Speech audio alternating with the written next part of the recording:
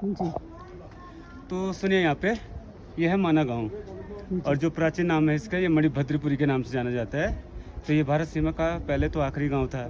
2023 में मोदी जी आए थे यहाँ पे, तो उन्होंने मतलब फर्स्ट घोषित किया हुआ है। तो ये भारत सीमा का पहला गाँव है और यहाँ से 45 किलोमीटर इस साइड पहाड़ी के पीछे पड़ता है इंडिया चाइना बॉर्डर। तो फर्स्ट तिब्बत पड़ता है यहाँ से 62 किलोमीटर, जो 96 वॉर में चाइना ने अटैक कर लिया था तिब्बत पे। जी। तो अब सिंगल बॉर्डर है इंडिया चाइना का। पीछे आते समय सड़क के ऊपर आपने एक बोर्ड देखा होगा जिसमें इंडिया फर्स्ट विलेज लिखा हुआ है जी। सड़क के ऊपर। तो वहीं से ये इंडियन बॉर्डर रोड जा रही है जिसमें सिविल वर्जित है ओनली आर्मी के लिए। जी, जी, जी। तो मैडम जी तो कोई बात नहीं। हाँ। तो और ये सामने जो पहाड़ी दिख रही है ना अभी आपको, जी।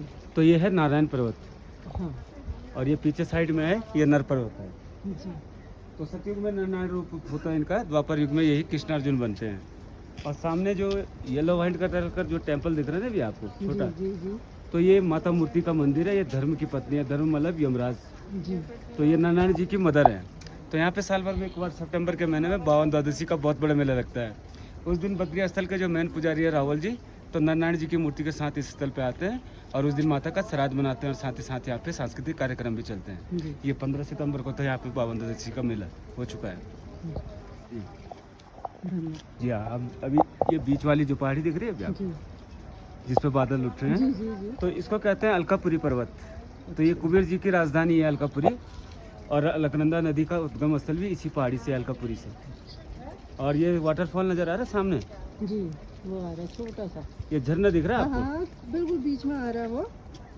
ये झरना दिख रहा है ना आगे हाँ। पहाड़ी पे, हाँ। तो ये इसको कहते हैं वसुधारा वाटरफॉल। अच्छा।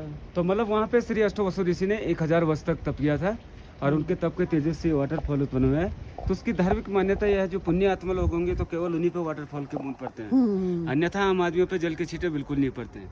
तो ये 5-6 किलोमीटर का ट्रैक है, मतलब 5-6 घंटे लगते हैं आने जाने में। अच्छा। और स्वर्ग सीढ़ी का नाम भी सुना होगा आप लोगों ने। पांडव लोग इसी रास्ते से गए थे आगे मोक्ष के लिए, लेकिन 5 पांडव और द्रौपदी में से सिर्फ धर्मराज युधिष्ठिर को ही शरीर सहित मोक्ष मिला था। बाकी 4 भाई पांडव और द्रौपदी का इसके आगे चलते चलते देहांत होता गया। तो आज भी स्वर्गारोहणी पहाड़ी जो है 3 सीढ़ियाँ आज भी नजर आती है वहाँ पे। तो इस ये मंदिर से होके करते हैं उसकी यात्रा। अच्छा। यहाँ से 25 किलोमीटर का ट्रैक है, 5 दिन लगते हैं आने जाने में। उसके लिए tent, sleeping bag, guide, porter, खाना पीना सब यहीं से अरेंज करके जाते हैं। सिर्फ मेडिकली फिट होना पड़ता है वहाँ के लिए, क्योंकि आगे ऑक्सीजन लेवल बिल्कुल कम हो जाता है। और यहाँ पे माना गांव की जो मेन खेती है, पहाड़ी आलू की खेती मुख्य है यहाँ पे। और जो मेन व्यवसाय है यहाँ का, तो भेड़ बकरी के ऊन का है, हैंडमेड काम चलता है। घर घर में स्वेटर, आसन, कारपेट, शाल, टोपी ये प्योर बनते हैं। और अभी विंटर 16 नवंबर को यहाँ पे पूरा गांव क्लोज कर देते हैं, फिर कोई नहीं रहता है यहाँ पे। आते समय आपको डिस्ट्रिक्ट चमोली पड़ा हुआ, तो 6 मंथ चमोली में रहते हैं गोपेश्वर। तो दिसंबर जनवरी में जहाँ पे अभी खड़े हो ना आप, तो 15-16 फुट बर्फ पड़ जाता है कि मकान तक कवर हो जाती है यहाँ पे। सिर्फ आर्मी रहती है यहाँ पे 12 महीने। जी चलिए, धन्यवाद दिया।